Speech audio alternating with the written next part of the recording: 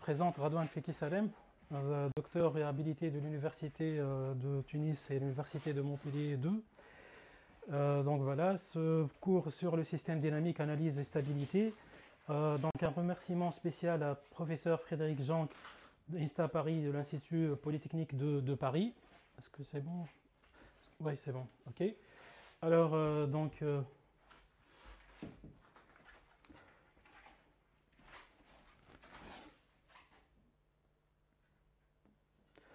Alors, voici le plan du cours. Donc on va commencer par une introduction des systèmes dynamiques, ensuite le calcul différentiel. Dans une deuxième partie, donc, on va attaquer la théorie générale des équations différentielles x point de t est égal à f de x de t. Ensuite, dans une troisième séance, on va donc étudier les cas particuliers linéaires autonomes x point de t est égal à a multiplié par x de t. Ensuite, on va étudier donc la linéarisation des équations différentielles dans lequel on va prendre donc une variation de x qui va donc être résolue par une équation différentielle la suivante qu'on dit l'équation de linéarisée. Delta x' est égal à df de x de t fois delta de x. Et donc ça revient en fait lorsqu'on va remplacer df de x de t par a de t, donc on obtient une équation différentielle non autonome qu'on va étudier également dans cette séance. Et dans la dernière séance 5, on va étudier les équilibres et la stabilité. Donc x point est égal à f de x. Donc on va du coup revenir à les résultats du chapitre 2. Et ensuite, donc également on va utiliser le linéarisé, donc delta de x' est égal à df de x0 delta x0, où on va utiliser donc les résultats de la quatrième séance. Donc ce cours en fait existe donc dans le bouquin de Frédéric Janc, Stabilité et commande des systèmes dynamiques, cours et exercices corrigés. Donc vous trouvez donc le lien sur donc donc ici.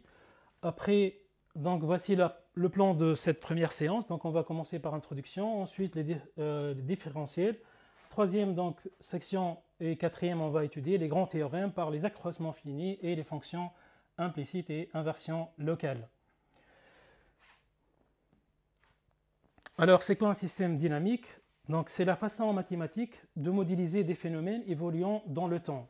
Donc ils sont caractérisés par un espace d'état, donc oméga, qui peut être égal à Rn ou à n ouvert de Rn. Si par exemple on prend l'exemple de n espèces en compétition sur un seul nutriment dans un bioréacteur, on va voir donc qu'on aura un espace d'état qui est R plus n plus 1, puisqu'on a donc n bactéries. Donc on va considérer les concentrations de ces bactéries-là et on va ajouter donc la concentration du substrat. Et bien sûr, on va considérer également une loi d'évolution. Ici, c'est une équation différentielle x de t' est égal à f de t x de t. Avec le x, il appartient à oméga. Et donc ici, donc, pour toute condition initiale, donc t est fixé, x de t est fixé. Donc on a le champ de vecteur f de t x t. Donc on va définir donc une vitesse. Et du coup, donc, on peut déterminer les trajectoires ou bien les courbes pour n'importe quelle donc, donnée initiale t et x de t. Mais ici, donc, on aura donc une infinité de courbes et du coup, donc, cette loi, elle permet en fait de résumer ou bien de condenser l'information dans cette équation différentielle. En fait, cette idée, elle remonte à Newton en 1687 où donc F est égal à m fois A afin d'étudier les forces plutôt que les mouvements. Donc, ils étudient les conséquences. Donc, ils n'ont pas étudié les conséquences, mais plutôt ils étudient donc la cause. Donc, la cause ici, c'est la force. Au lieu donc de tracer toutes les trajectoires possibles, donc c'est mieux, bien sûr, de donner une loi d'évolution qui permet de déterminer le comportement du système pour toute condition initiale. Et ça, l'objectif de notre cours. Alors, plusieurs formes donc, de f de tx. Donc, ça pourrait être égal à f de x, c'est-à-dire on est dans le cas des équations différentielles autonomes. F de tx est égal à a de tx dans le cas des équations différentielles linéaires. Mais ici, c'est non autonome, puisque donc ici, c'est non seulement la variable qui dépend de t, mais également donc, la fonction ou bien le champ de vecteur, il dépend de t et de x. On peut ça ramener également au cas où a f de x est égal à atx plus un b de t, qui est on est dans le cas affine. Et donc, on pourrait avoir deux cas où on ajoute également une commande u de t dans cette fonction-là. On prend l'exemple de n espèces en compétition. On peut donc ajouter une commande qui pourrait être donc, le taux d'édition ou bien le débit d'entrée des substrats au chémostat, dans lequel cette commande-là dépend bien sûr du temps. On pourrait avoir aussi un bruit stochastique, donc en ajoutant ce terme B de T, et on aura donc des équations stochastiques sous cette forme-là. Alors, un fait essentiel, en fait, on ne sait presque jamais résoudre une équation différentielle, à part au-delà, bien sûr, de dimension 1, ou pour le cas où on a des équations différentielles qui sont autonomes, linéaires, pardon. Donc, on peut déterminer donc, ou bien résoudre explicitement ces équations-là. Alors, pour résoudre de façon cette équation différentielle, deux approches possibles en fait. Soit l'analyse numérique à court terme, solution par solution. En fait, pour déterminer donc numériquement, donc il suffit de fixer une condition initiale, de tracer les trajectoires en utilisant un schéma de l'air par exemple ou schéma donc, de Runge-Kutta, afin de déterminer la solution donc, à l'instant t plus delta t, et de proche en proche jusqu'à tracer donc toute la courbe. Mais ça, le problème, il faut à chaque fois qu'on veut déterminer une solution, il faut recommencer dès le début et changer la condition initiale. Donc cette méthode, le problème, qu'elle ne donne pas donc, une vision globale sur le comportement du système dynamique.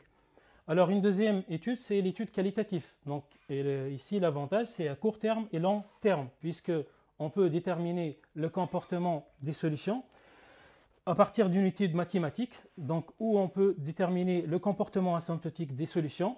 Donc on aura donc long terme et global, puisqu'on aura donc une vision globale sur le comportement du système et les équilibres qui peuvent exister.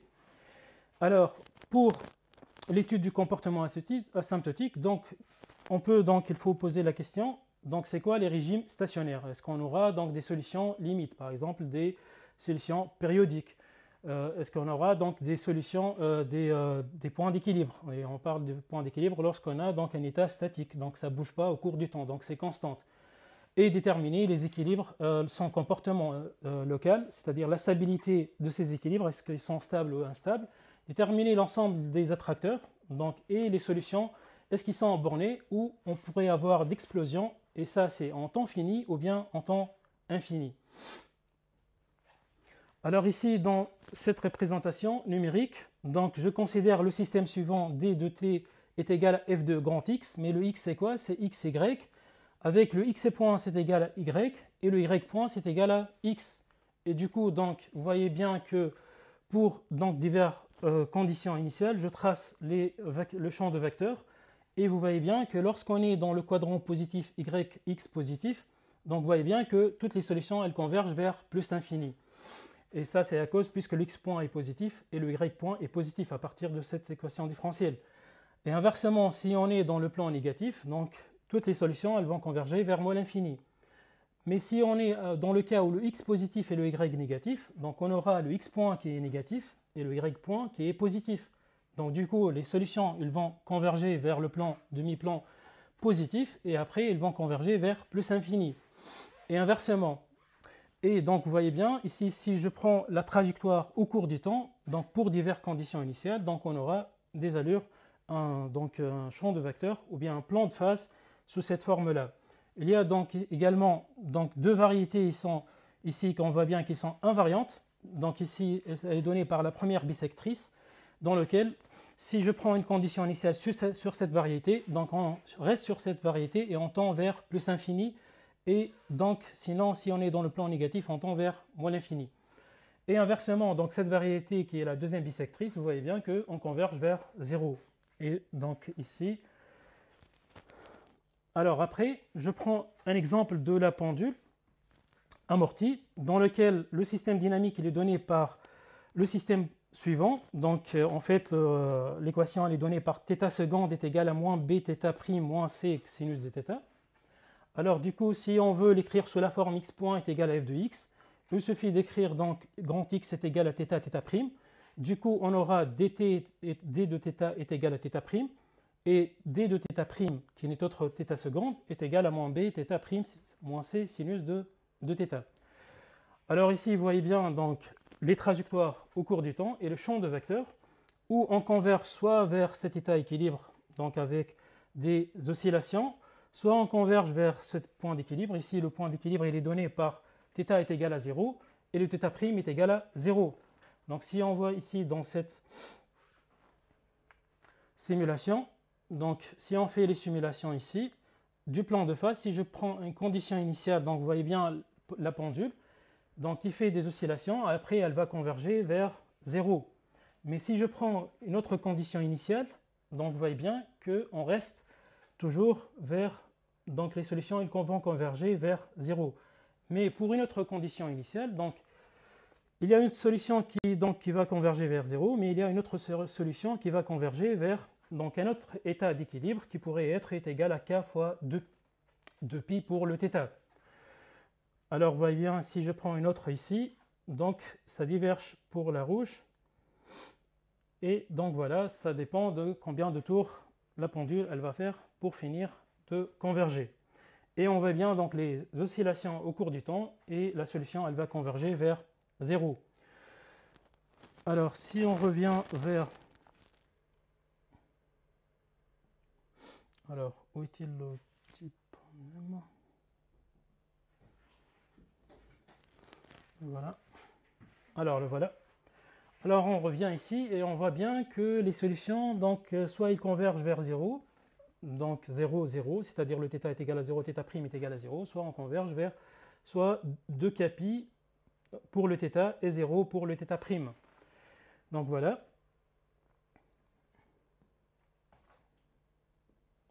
Alors, donc il y en a plusieurs applications. Donc en mécanique, on peut considérer les systèmes à n paramètres. Donc la loi fondamentale de la dynamique F est égale à ma.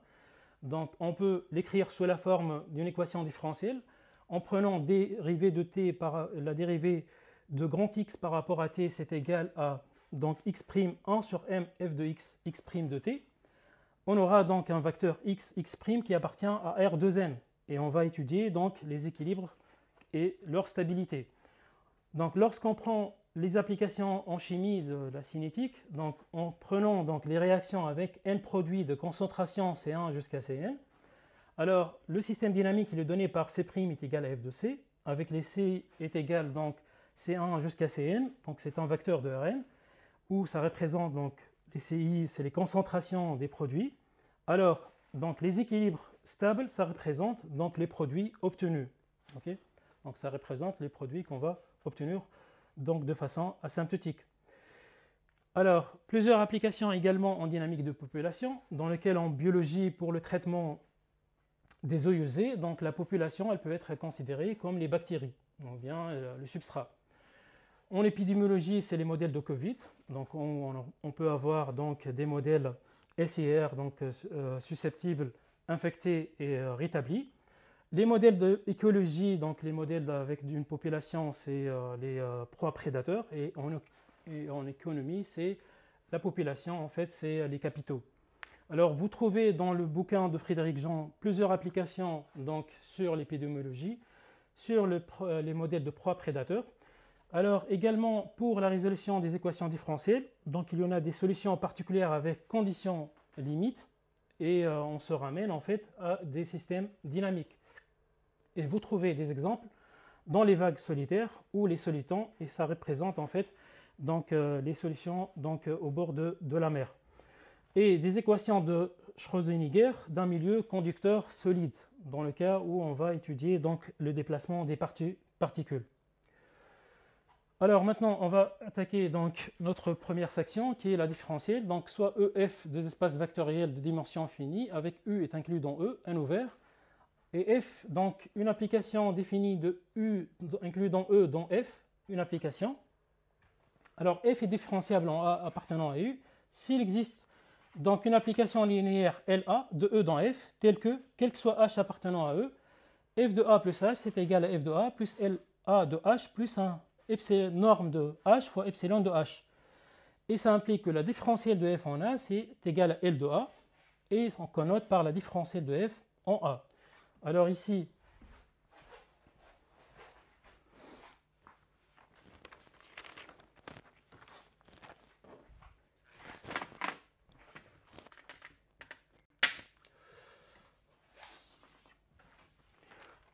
si on considère f de A plus H est égal à f de A, plus, donc on va noter LA de H plus un petit o de la norme de h.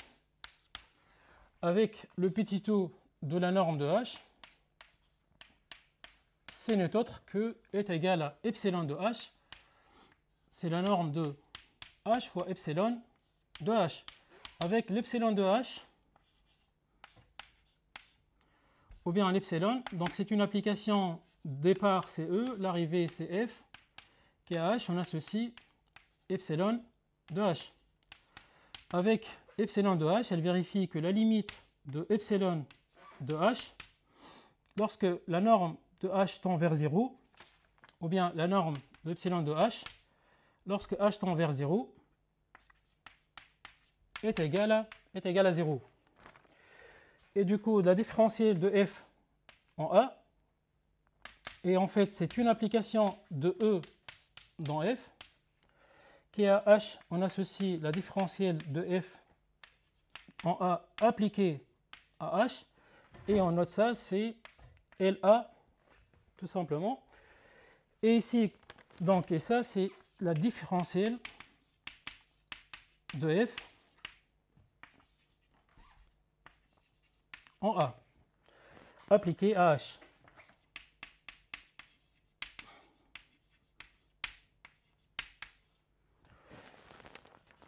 De plus,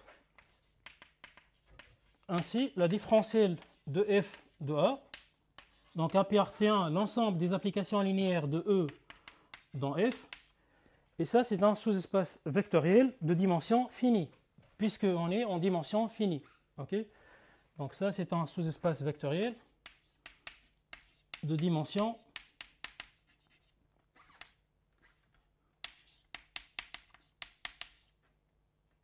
finie.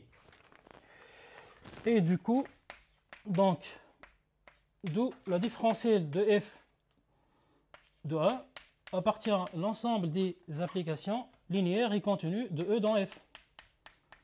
Pourquoi? Parce que les applications linéaires de dimension finie, ils sont continues. Alors après, si je considère donc f de R dans R qui est dérivable, alors à quoi est égale la différentielle en T0 appliquée à H, c'est n'est autre que f'T0 fois H. Alors pour démontrer ça, donc K de fonction réelle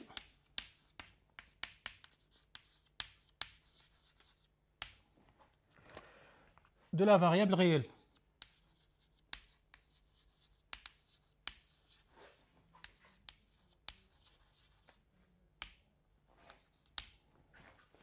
C'est-à-dire, donc on a f de R dans R qui est dérivable.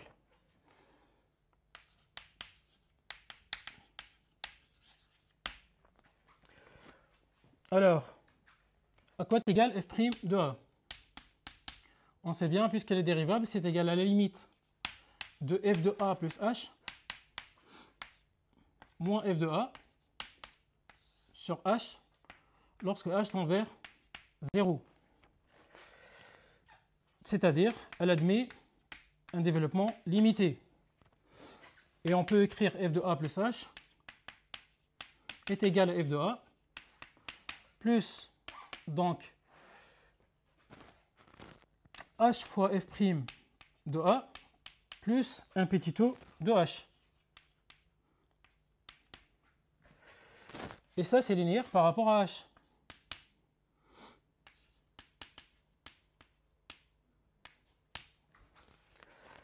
Donc du coup, la différentielle de f en A, c'est n'est autre que l'application qui est à H, on associe f' de A fois H. Alors à quoi est égal f' de A? F' de A, il suffit d'appliquer ici A1, la différentielle, puisque ça c'est la différentielle de f en A appliquée à H. Donc f' de A, si on applique à 1, on va obtenir la différentielle de f en A, c'est égal à h' fois 1. Donc ça fait la différentielle de f en A. Ok, appliqué à 1. Et ça, donc, il appartient à R. Alors maintenant, si on prend le cas de fonction plus générique. Donc, si on prend les fonctions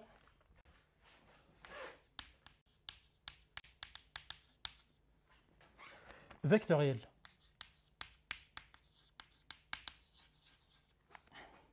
de la variable réelle.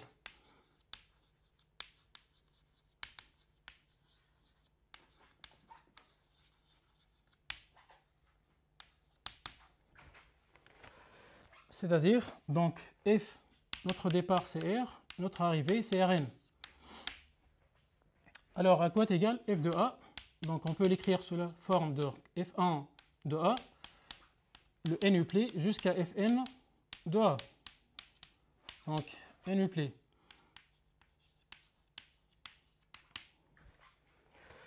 Et ça, c'est le vecteur vitesse. f' à quoi est égal le vecteur vitesse? C'est le autre de la même manière, c'est la limite de f de A plus h moins f de A sur h. Et donc, ça fait la limite lorsque h tend vers 0 de f de A plus h moins f de A sur h. Ok, puisqu'ici, on est dans Rn. Avec les fi, c'est quoi du coup? C'est égal à f' 1 de A jusqu'à f' n de A. Donc on aura n-uplet et qui représente, qui appartient à Rn. Et ça représente donc la vitesse, le vecteur vitesse. Et à quoi est égal la différentielle de f en A maintenant? Appliqué à h, donc de la même manière, c'est égal à h fois f' de A. Et ça, c'est de R. Le départ, c'est R. L'arrivée, c'est dans Rn. Avec f' de A est égal, c'est la différentielle de f en A appliquée en 1. Ok? Donc c'est la même chose que tout à l'heure. Maintenant, si on considère une application f qui est linéaire de E dans f, alors à quoi est égal la différentielle de f en A? C'est égal à f pour tout A appartenant à E. Alors dans le cas des applications linéaires,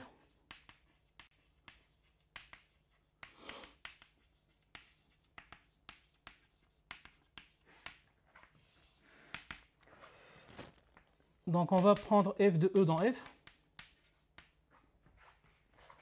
Alors, f de A plus h, puisque c'est linéaire, on peut l'écrire sous la forme f de A plus f de h plus 0. Mais 0, on peut l'écrire, c'est un petit taux de h. Donc du coup, on a la définition donc, une fonction, une application qui est différenciable, et on obtient du coup la différentielle de f en A, ce n'est autre que f. Alors la différentielle de f en A, c'est égal à f.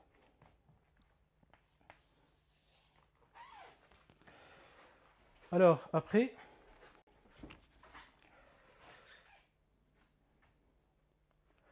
je prends un exemple plus complexe et on va essayer de calculer la différentielle de l'inverse d'une matrice. Donc considérons l'application phi de Gln de R qui est inclus dans Mn de R. Dans Mn de R, qui a M, on associe M-1, où le Mn de R est l'espace vectoriel des matrices carrées n croix n, à coefficient réel, et Gln de R, c'est le sous-ensemble des matrices inversibles. Alors rappelons que Gln de R est un ouvert de Mn de R, et donc considérons M appartient à Gln de R, alors on cherche à calculer phi de M plus H est égal à M plus H moins 1 pour une matrice H appartenant à Mn de R, qui est assez petit. En fait, on va essayer d'appliquer la définition d'une application qui est différenciable en utilisant phi de M plus H est égal à phi de M plus donc LA de H plus un petit taux de H, avec H est assez petit. Alors du coup, on va essayer de calculer phi de M plus H, ce qui n'est autre que M plus H moins 1. Alors à quoi est égal M plus H moins 1? Pour calculer M, H, le tout moins 1, c'est égal à, donc, si on peut mettre M en facteur, de I plus M moins 1 fois H. Et d'accord, donc il suffit de multiplier, on retrouve donc le résultat. et que si la norme de m-1 fois h est inférieure à 1, alors on sait que la série k qui est égale à i moins m-1 fois h plus m-1 fois h au carré plus jusqu'à moins 1 à la puissance n fois m-1 plus h fois h le tout puissance n et ainsi de suite, on sait bien que cette série elle est convergente et elle converge vers i plus m-1 fois h moins 1. Et de plus, donc si on prend le k, on peut l'écrire sous cette forme-là. Donc i plus m-1 fois h plus m-1 fois h au carré fois k, puisqu'il suffit de multiplier maintenant fois k, on va retrouver la même expression. Donc vous voyez bien, donc c'est i, m-1 fois h, m-1 fois h au carré fois i, donc ça fait m-1 fois h. Après c'est m-1 fois h fois, donc ça fait à la puissance 3 avec un signe moins, et ainsi de suite. Et donc on peut l'écrire le k sous cette forme-là. Ainsi, pour h suffisamment petit, on peut écrire m plus h moins 1, c'est égal à donc i plus m-1 fois h moins 1 fois m-1. Ok. Et ça, ce n'est autre le cas pour une approximation à l'ordre 2. Donc, puisque ici, donc, ça c'est m-1, et le cas, c'est donc, elle est écrite par cette expression, donc qu'on peut l'écrire jusqu'à l'ordre 2. Ok. Après, si je prends donc jusqu'à l'ordre 1, puisqu'ici c'est k fois m-1, donc on aura le k fois m-1. Avec le k, c'est écrit par cette expression-là. Alors après, le i plus m-1 fois h plus m-1 fois h, le tout carré fois k, multiplié par m-1. Ici, on prend jusqu'à l'ordre 2. Et après, donc, on peut écrire en faisant la multiplication, on obtient m-1 fois m-1 fois h-1 avec signe moins, plus un petit o de h. Puisqu'ici, on peut donc la mettre sur jusqu'à l'ordre 1. Alors, du coup, qu'est-ce qu'on a retrouvé? Phi de m plus h, pour h assez petit, est égal à phi de m, plus une application qui est linéaire ici par rapport à h, plus un petit o de h. Du coup, la différentielle de phi par rapport en m par rapport à h, ce n'est autre que m-1, m-1 fois h fois m-1, le tout multiplié par signe moins. Okay. Donc voilà, et cette application, elle est différenciable en toute matrice M appartenant à Gln de R, et sa différentielle, elle est donnée par l'application suivante. Alors, on considère donc, on démontre cette propriété. Donc, si f est différenciable en A, alors f est contenu en A. En fait, puisque la différentielle, elle est en dimension finie, donc la différentielle, elle est linéaire et continue. Donc, puisqu'elle admet un développement limité à l'ordre 1, donc en particulier, elle admet un développement limité à l'ordre 0, et par suite, elle est continue. Pour tout V appartenant à E, la différentielle de f en A appliquée à V, c'est égal à la limite lorsque t tend vers 0 de f de A plus tv moins f de A sur t. Okay. Et on appelle ça, donc c'est la limite de tout croissement, ou bien c'est la dérivée directionnelle de f en A appliquée, ou bien dans la direction de V. De plus, on a les opérations suivantes, donc ces propriétés sur la somme. La différentielle de f plus g appliquée à A, c'est égal, c'est égal à la différentielle de f en A plus la différentielle de g en A. C'est-à-dire si f et g sont différenciables, alors la somme est différenciable également. Et on a la règle de Leibniz qui nous dit que si f et g de E dans R est différenciable en A, alors la différentielle de fg appliquée à A, c'est égal à g de A donc fois la différentielle de f en A plus f de A fois la différentielle de g en A. Ici, vous voyez bien, donc les masses, c'est dans R. Du coup, donc ça c'est un scalaire multiplié par cette application. Donc ici, c'est une application. Par contre, ça, c'est un réel. Et de même pour f de A multiplié par la différentielle qui est une application linéaire. Pour la composition, donc si f est différenciable de E dans f en A, et si g est défini de f dans g qui est différenciable en f de A, alors la différentielle de g rend f en A, c'est égal à la différentielle de g de f de A rend la différentielle de f en A. Donc ici, il faut faire très attention que la différentielle de g rend f en A appliquée à h, c'est égal à la différentielle de g en f de A rend la différentielle de f en A appliquée à h. Alors, vous voyez bien que H, il appartient à E. OK. Et la différentielle de G rang F, donc appliquée à H, ça devient, donc il appartient à G, puisqu'ici, on a donc F de E dans F et G de F dans G. OK. De la même manière, ici, c'est appartient à E, le H.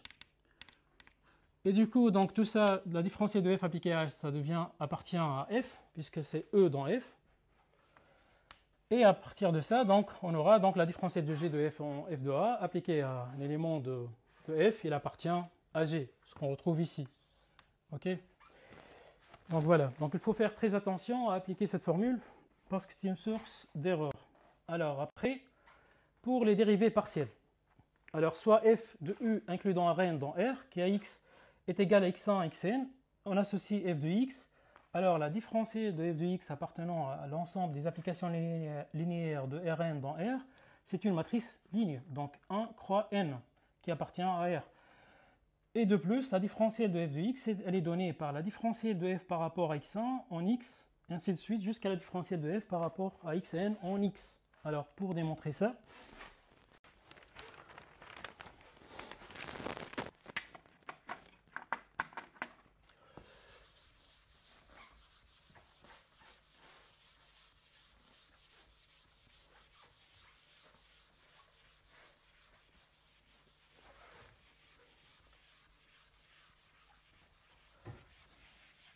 donc si vous avez des questions, n'hésitez pas, donc vous pouvez écrire dans le chat.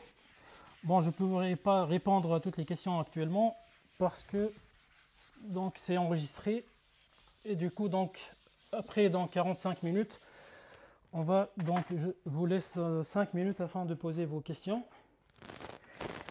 Donc dérivée partielle.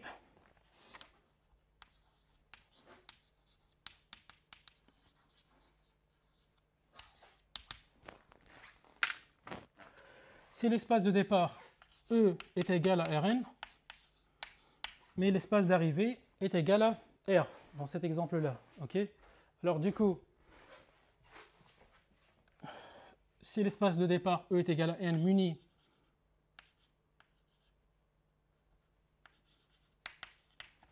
d'une base canonique,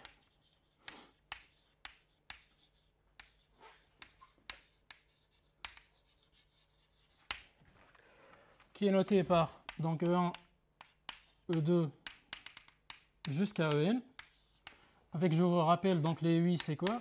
Donc elle est donnée par 0, 0, et la IM composante est égale à 1. Après, c'est 0 à la IM composante.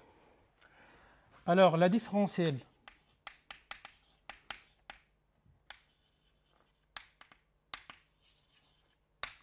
donc entraîne en fait l'existence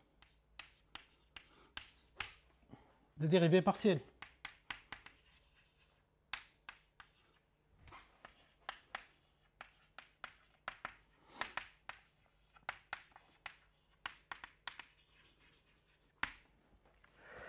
Alors, la différentielle en fait de f par rapport à xi en a à quoi est égal?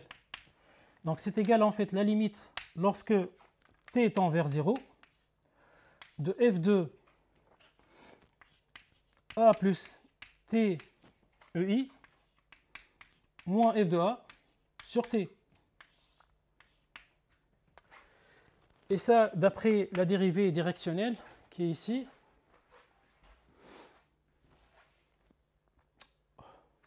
Dérivée directionnelle.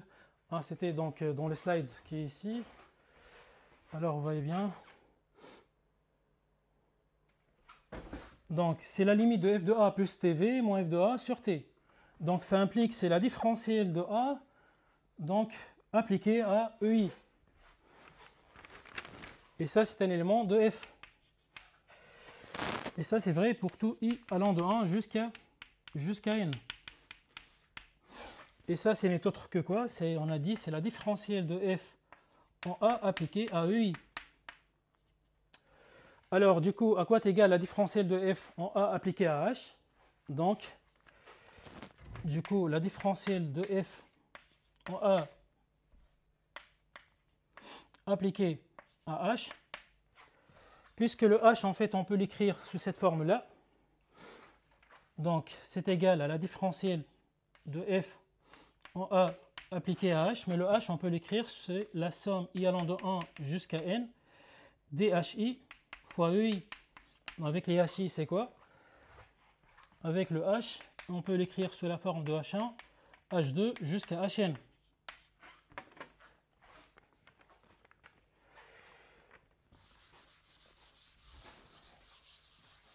Et puisque le différentiel est linéaire par rapport à h, alors qu'est-ce qu'on obtient?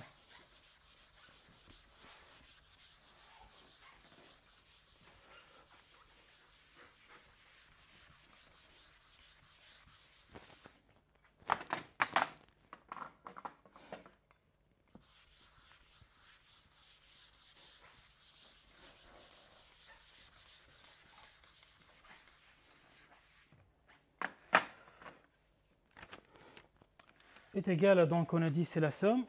Alors d'après la linéarité par rapport à hi, on aura donc la somme, c'est égal à la somme i allant de 1 jusqu'à n de hi multiplié par la différentielle de f en a appliquée à ei. Mais ça on a calculé, la différentielle de f en ai, c'est la différentielle de f par rapport à xi appliquée à a. Donc ça fait quoi?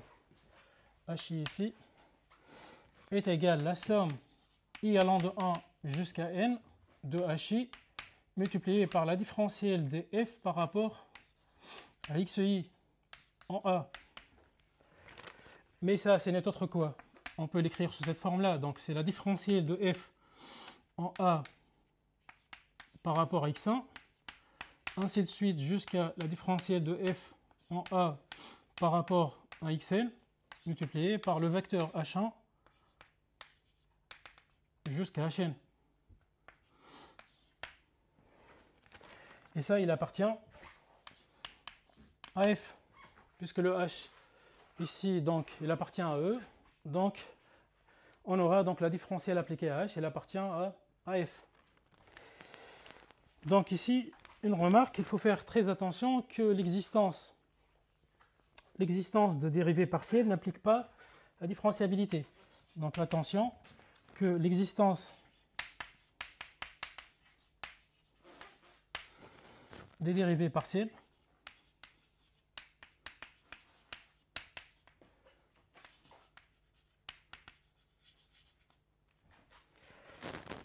n'implique pas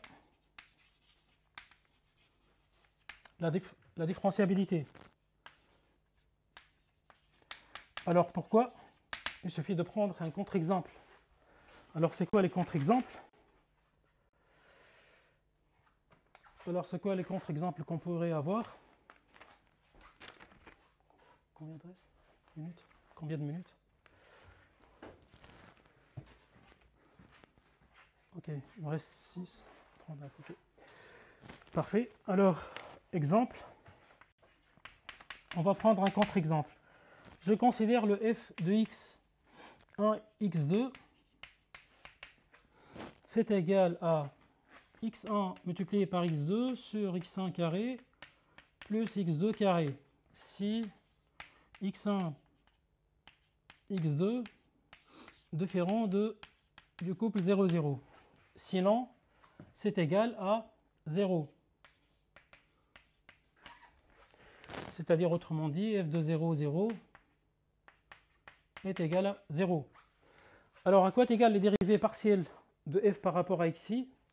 Donc ça existe. Il suffit de faire la dérivée par rapport à xi, mais en 0. À quoi est égal en 0? Ça devient la limite de f de h 0 sur h lorsque h tend vers 0. Et ça nous donne directement, c'est égal à 0, parce que x2 est égal à 0. Donc on obtient 0. Et du coup, donc, les dérivées partielles existent, est égal à 0. Mais le problème, est-ce que c'est continu maintenant? Donc toutes les dérivées existent, même en 0. Alors, est-ce qu'elle est continue? Donc ici, vous voyez bien que si je prends x1, x2 est égal à s, on aura donc s carré sur s carré plus s carré. Donc ça fait s carré sur 2s carré. Donc ça fait un demi qui est différent de 0. Donc ce n'est pas continu. Donc on obtient que c'est une fonction qui n'est pas continue, donc du coup elle n'est pas différenciable, puisqu'on a dit ici elle est différenciable, donc nécessairement elle appartient à l'ensemble des applications linéaires, puisqu'on est en dimension finie. Ok, donc on va écrire tout ça. Alors f admet des dérivées partielles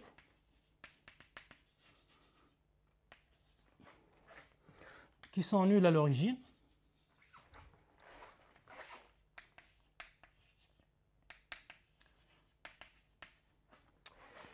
mais pas différenciables. Pourquoi?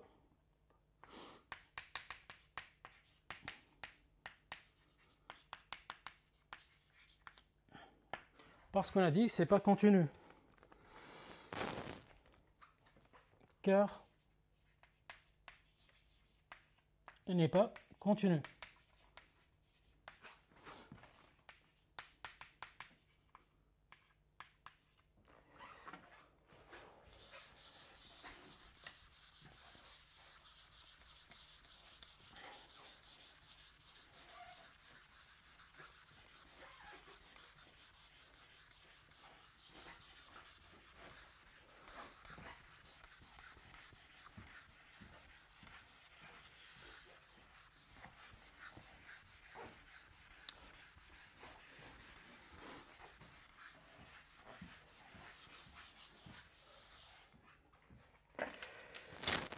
Donc, on a dit qu'il n'est pas continu, on peut considérer l'exemple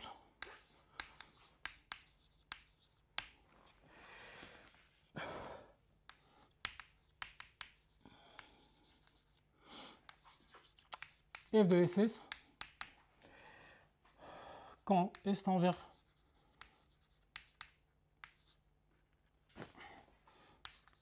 tend vers 0. Alors on verra dans la suite qu'il faut ajouter l'hypothèse de continuité afin de garantir que lorsque les dérivées partielles donc existent, elle est différenciable à condition que f est continu. Dérivée, donc il faut ajouter en fait l'hypothèse que les dérivées partielles sont continues, qu'on verra par la suite. Alors, on va continuer par le dernier exemple avant de finir. Si f de u inclus dans Rn, dans Rp, qui a f de x est égal à f1 de x jusqu'à fp de x, avec les x on peut l'écrire également, donc c'est x1 jusqu'à xn. Alors la différentielle de f de x appartient à l'ensemble des applications linéaires de Rn dans Rp, tel que donc c'est une matrice en fait de p lignes et n colonnes. Et la différentielle de f de x est égale à la dérivée partielle des fi par rapport à xj en x pour i allant de 1 jusqu'à p et j allant de 1 jusqu'à n. Donc ici, la différentielle en fait peut être identifiée à la matrice jacobienne. Et ça, pour la démontrer, c'est assez simple. Alors, dans le cas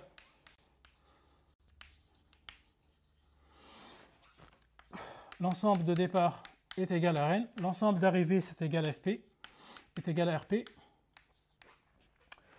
Avec le f de x, c'est égal à f1 de x1 jusqu'à xn. Jusqu'à le dernier, c'est égal à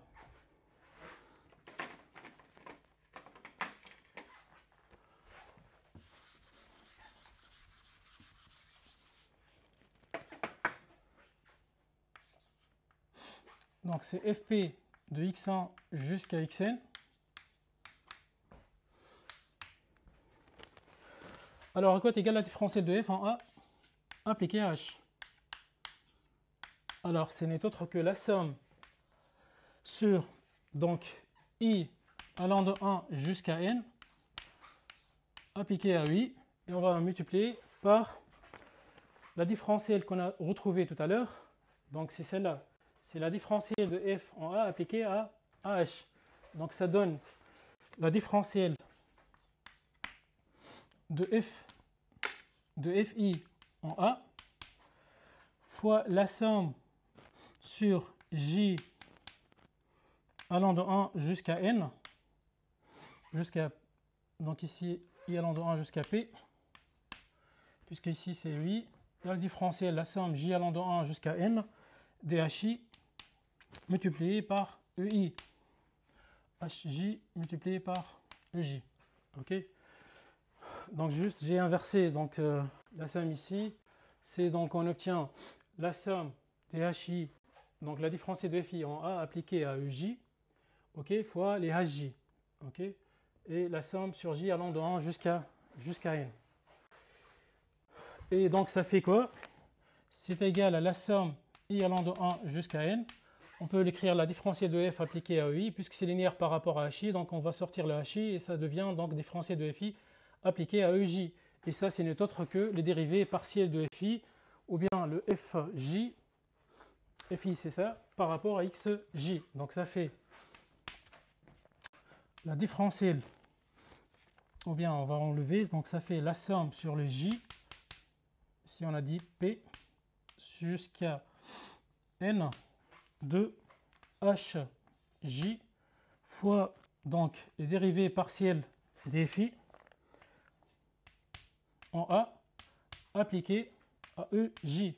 Et tout ça appliqué à EI.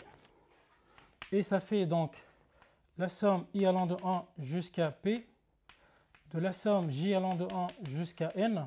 HI fois la différentielle de ça, c'est notre autre que dérivé partiel. Donc ça fait HJ fois les dérivés partiels des FI par rapport à XJ en A, le tout multiplié par EI. Et du coup, donc qu'est-ce qu'on obtient? Ainsi, la différentielle, ce n'est autre que la matrice jacobienne. Donc, ainsi, la différentielle f de A s'identifie à la matrice jacobienne.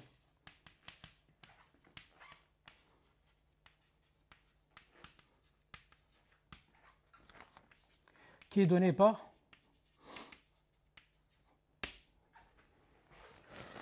la différentielle de FI par rapport à XJ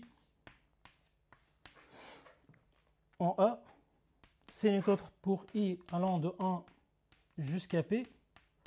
Les J, c'est les colonnes, donc de 1 jusqu'à N.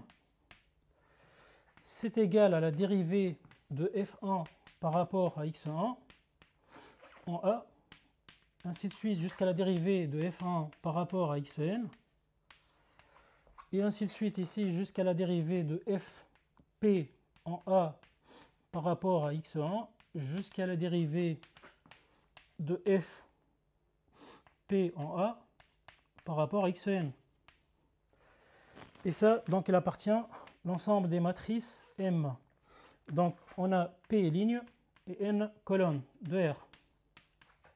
OK?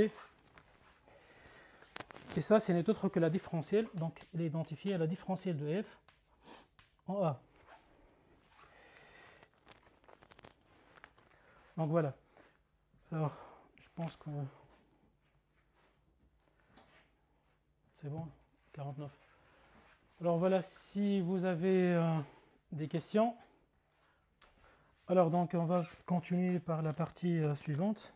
Donc, soit f de u inclus dans e dans f, différenciable sur u, qui est défini par la différentielle de f, qui a eu un associé l'ensemble des applications linéaires de e dans f, qui a x un associé donc la différentielle de f en x. Alors, si la différentielle de f est contenue en a, alors on dit que f est de classe C1 en a. Ok, donc c'est-à-dire si la différentielle elle est contenue, alors la fonction est C1. Et on a cette proposition, donc soit f de u inclus dans Rn dans Rp, alors f est de classe C1 en A, c'est équivalent à la dérivée partielle des xi, des xj existent et sont contenues en A. Donc ça c'est à partir de ce qu'on vient de montrer. Alors maintenant, pour montrer que f est différenciable en A et calculer la différentielle de f en A, trois méthodes. Donc soit on peut utiliser les dérivés partiels et la continuité de ces dérivés partiels pour montrer donc la dérivée partielle de cette fonction et qu'elle est différenciable. Donc c'est la proposition précédente. Soit utiliser des opérations, donc f est égal à g en rang h en général. Donc ici on peut utiliser par exemple pour la somme de fonctions qui sont différenciables, alors on obtient donc une fonction qui est différenciable. soit donc revenir à la définition, la première définition, f de a plus h est égal à f de a plus la différentielle de f en h plus un petit o de h. Alors, si maintenant la différentielle de f de u dans l'ensemble des applications linéaires de e dans f est différenciable en a, alors on dit que f est deux fois différenciable en a, et on note par d de f en a, c'est égal à d2 de f en a. Si maintenant d de f est de classe C1 en a, on dit que f est de classe C2 en a. Et de la même manière, si la différentielle de f est de classe C2 en a, alors on dit que f est de classe C3 en a, et ainsi de suite, jusqu'à ce que donc f est de classe CK en a pour tout cas appartenant à n, alors on dit que f est de classe C infini en a. Maintenant, la question qui se pose, en dimension infinie, alors comment démontrer que f est différenciable? Alors pour cela, on va considérer f de e dans f, où e et f sont des espaces vectoriels de dimension infinie. Alors l'hypothèse que e et f sont des espaces de Banach, donc ces espaces vectoriels normés et complets. Alors pour montrer qu'elle est différenciable, il suffit d'ajouter, donc par rapport à ce qu'on a vu tout à l'heure, c'est que la fonction LA est continue. Donc c'est une application non seulement linéaire, mais de plus est continue, telle que quel que soit h appartenant à e, f de a plus h est égal à f de a plus LA de h plus la norme de h fois epsilon de h. Okay, donc c'est exactement ce qu'on a fait tout à l'heure, mais il faut s'assurer que l'application LA, elle est continue. Alors voilà. Après, donc, on va passer au grand théorème. Donc on va commencer par les théorèmes des accroissements finis. Alors l'hypothèse, c'est que f donc, est une application de u inclus dans e dans f, différenciable sur e. Alors a et b des points de u, avec le segment AB est inclus dans u, c'est-à-dire l'ensemble des points ta plus 1 moins t fois b, avec le t appartient à 0, 1, donc est inclus dans u. Alors, la norme de f de b moins f de a est inférieure au sup de la différentielle de f de x lorsque x appartient à b, fois donc la norme de b moins a. Et donc cette propriété, donc, elle nous permet de donner donc une vision ou bien une information globale sur le comportement de f, ou bien la norme de f de b moins f de a, par ce théorème-là et par cette majoration, par le sup de la différentielle de f de x lorsque x appartient à a, fois b moins a. Par rapport à donc, ce qu'on a vu pour la différentielle, en fait c'est local, puisque donc c'est un petit o près, okay, en utilisant le développement limité. Par contre, c'est le théorème d'accroissement fini, donc il nous donne donc une information globale sur donc la norme de f de b moins f de a. Mais ici, il faut faire attention que la norme de différentielle de f de x, c'est quoi en fait? Donc si on prend le différentiel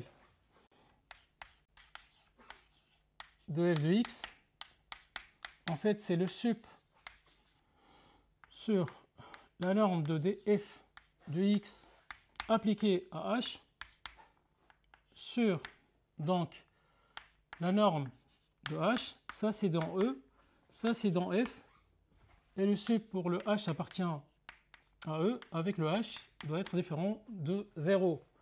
Ou bien on peut noter également df de x par 2 barres ou bien 3 barres. Donc df de x avec l'ensemble donc des applications linéaires de e dans f.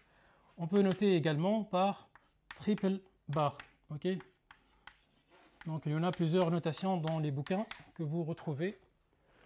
Okay. Alors maintenant,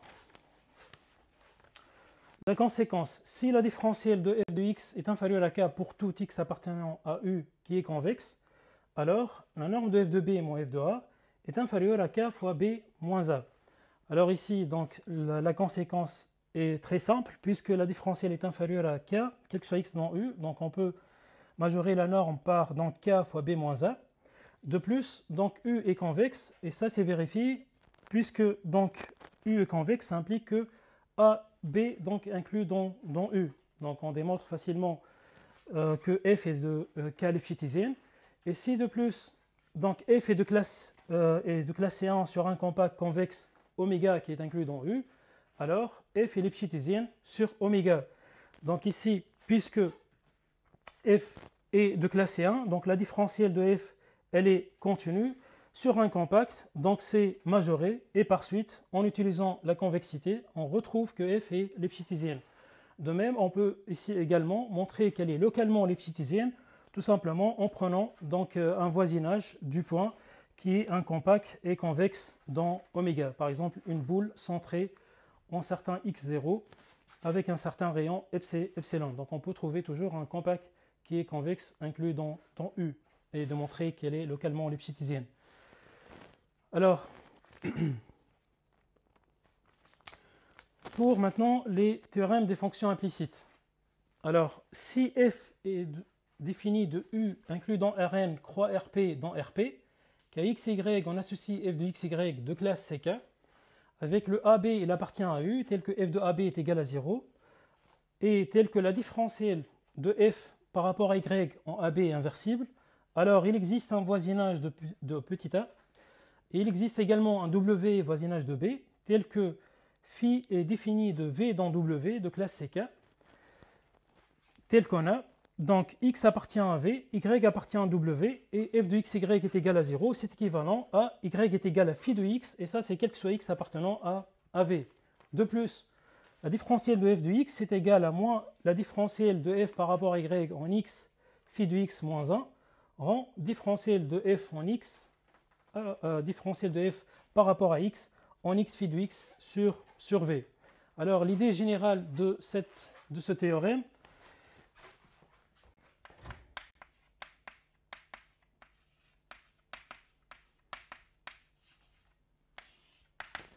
donc si f est différenciable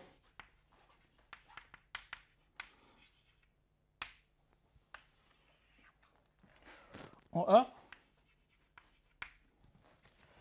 alors f moins fa, il peut être approximé par la différentielle de f en A. Ok? Puisqu'elle admet un développement limité, puisqu'elle est différentielle, donc elle admet un développement limité à l'ordre 1, donc f moins fa, peut être approximée par la différentielle de f en A. Alors, donc ici, les propriétés de f, je vais les déduire de celles de df. Donc ici, les mêmes propriétés, puisque on peut, donc la différentielle de f, elle peut être approximée par f moins fa. De plus, la différentielle, si la différentielle est inversible, alors f moins fa est inversible. Ok? Et du coup, donc le problème des fonctions implicites, il revient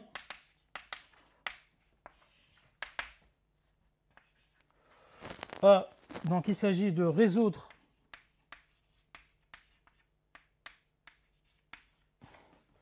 f de xy est égal à 0, en y, c'est égal à phi de x. Alors, ici, puisque la différentielle de f est linéaire, donc f moins fa est linéaire. Donc, du coup, on va étudier le cas linéaire, où le f de xy, c'est égal à x plus un by. Alors, résoudre f de x, y est égal à 0, en y est égal à phi de x dans le cas linéaire, ça implique que f de xy est égal à 0, c'est équivalent à f de x, ou bien donc le y, c'est égal, directement, c'est moins b moins 1 fois ax, à condition bien sûr que le b est inversible.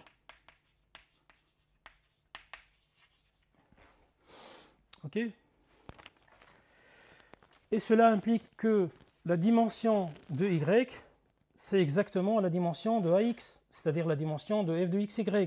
Et du coup, donc, comme on voit ici, donc la fonction f, dimension de y, c'est exactement la même chose que f de xy. Donc ici, dans les y, c'est dans Rp, et l'image, donc f de xy, elle est dans Rp. C'est pour cette raison, donc, pour appliquer le théorème de fonction implicite, il faudrait donc la dimension de y, c'est exactement celle de f de xy. De plus, la différentielle de f en AB appliquée à hk, à quoi est égal? Puisque c'est linéaire par rapport à h, alors comment on va écrire celle-là? C'est la différentielle par rapport à x en AB fois h plus la différentielle par rapport à y de f AB appliqué à K. OK?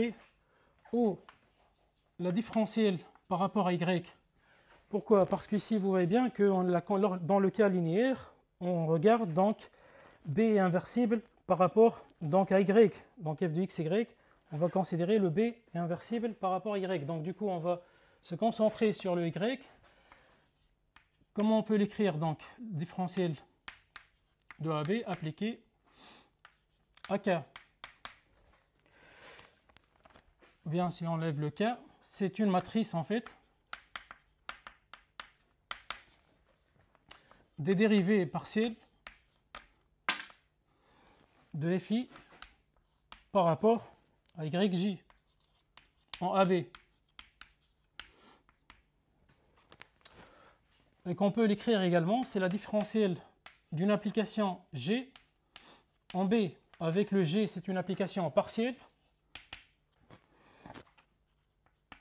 qui a Y, on associe donc F I de AY, où le A, en fait, le X est figé, donc ici le X est fixe, et Y c'est la variable. Et on va donc calculer la différentielle de G par rapport à Y, okay, dans lequel le A est figé. Alors après, donc, on a dit donc c'est comment maintenant on va tracer cette fonction-là, f de x, y est égale à 0.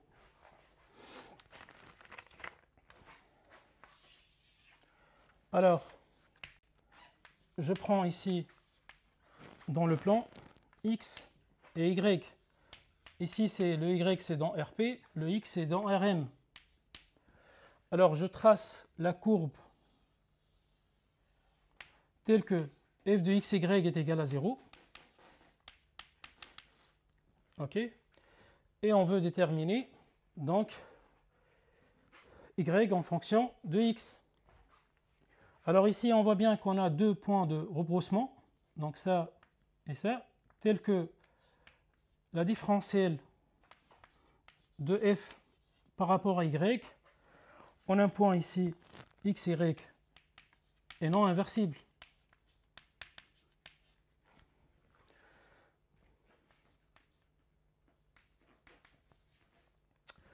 De plus, si je prends A, un point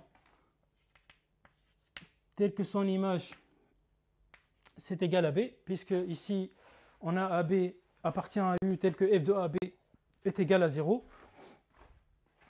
Alors, on a dit, donc, le théorème de fonction implicite, il nous dit qu'il existe un voisinage V de A. Il existe un voisinage W de B. Du coup, on aura un rectangle ici. OK? Donc, c'est V croix W, tel que quel que soit x appartenant à V, donc l'image phi de x est égale à y. Et ça, c'est quel que soit le x appartient à ce voisinage-là. Et ça, c'est le graphe de f, de phi. Donc voilà. Alors, maintenant, on sait bien que B est égal à phi de A. Avec ici, il faut... Donc le phi, c'est inconnu en fait. Mais phi, on sait bien qu'elle est régulière autant que f est régulière. Parce que ici, dans le théorème, donc le phi est de classe CK tant que le f est de classe CK. Et alors maintenant, comment trouver la différentielle de f de phi par rapport à x? Alors il suffit de calculer f de x, y est égal à 0, qu'on peut l'écrire sous la forme donc f de x, phi de x, et dériver cette équation par rapport à x. Alors qu'est-ce qu'on obtient? Donc on obtient la différentielle de f par rapport à x en x phi de x, plus la différentielle par rapport à y de f de x phi de x fois la différentielle de phi de x est égal à 0. Alors, et ça, par hypothèse, la différentielle de f par rapport à y, c'est inversible en point A. Inversible en x est égal à A. Ce qui nous implique que c'est équivalent à déterminant de la différentielle de f par rapport à y en A, B, ce qu'on a supposé, donc c'est inversible. C'est différent de 0. Et du coup, donc, cette matrice-là, elle est inversible au voisinage de A. Ok? Et du coup, donc, on peut déduire à quoi est égal la différentielle de phi en x. Alors, il suffit d'écrire ces moins, donc tout ça de l'autre côté, et on applique le moins 1 à gauche. Donc, ça fait dy de f de x phi de x, et tout moins 1 rend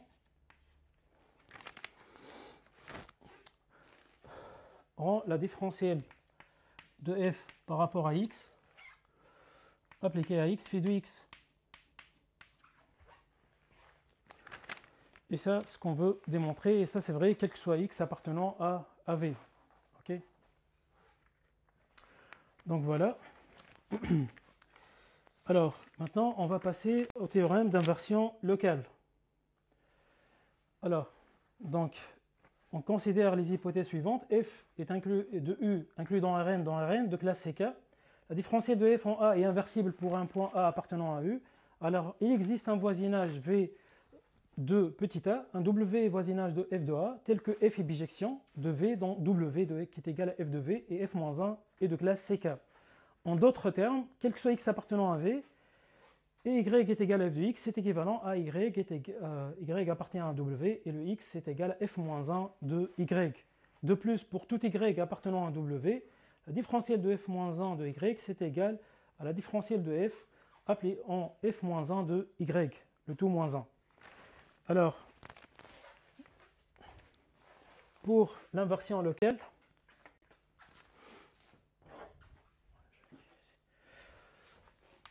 pour le théorème d'inversion locale, donc pour expliquer ce théorème, donc on voudrait résoudre f de x, y est égal à y en x est égal à f-1 de y. Alors, si on considère le cas linéaire,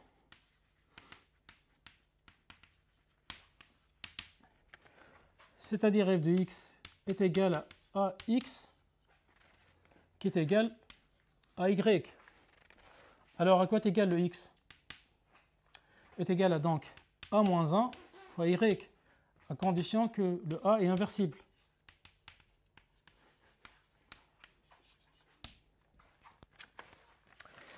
Et ça nous impose que le x et le y, qui n'est autre que f de x, devraient être de même dimension.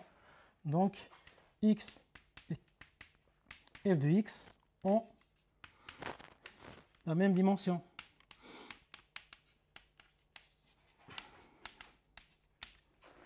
Et ce qu'on a donc écrit ici, donc la dimension de x et de f de x, c'est Rn. C'est-à-dire donc c'est n quoi. Alors, donc pour expliquer ce théorème, donc je prends un U qui est inclus dans Rn. Je prends un point A qui appartient à U et je prends un voisinage V de ce voisinage de A. Alors, il y en a donc une application F qui est de classe CK qui nous envoie à donc en F de V qui est W. Et pour ce point-là, donc on va avoir une image CF de A telle que donc le f-1 est de classe CK et le f est inversible. Donc ici, f n'est pas en fait globalement bijectif parce que vous voyez bien, si je prends un point B qui n'appartient pas à V, donc on pourrait avoir donc une image qui est égale à FA. Donc attention, ici F, la bijection n'est pas globale. De même, le F-1 n'est pas connu, donc, et F-1 elle est régulière autant que F est régulière, puisque le F-1 de classe CK, à condition que le F est de classe CK. Alors maintenant, comment on va déterminer la différentielle de F par rapport en Y? Alors il suffit d'écrire F rang F-1 est égal à l'identité sur ici, donc puisqu'ici le F-1 c'est de W, donc sur W. Ok. Alors, à quoi est égal maintenant si on va dériver cette équation par rapport à Y? Qu'est-ce qu'on aura? Donc on aura la différentielle de F en F-1 de Y rend la différentielle de F-1 en Y, c'est égal à la différentielle de l'identité en Y. Mais puisque l'identité c'est une application linéaire, à quoi est égal la différentielle de l'identité? C'est égal à l'identité. Et du coup, la différentielle de F-1 en Y, c'est n'est autre que la différentielle de F en F-1 de Y moins 1, ce qu'on veut démontrer. Donc voilà.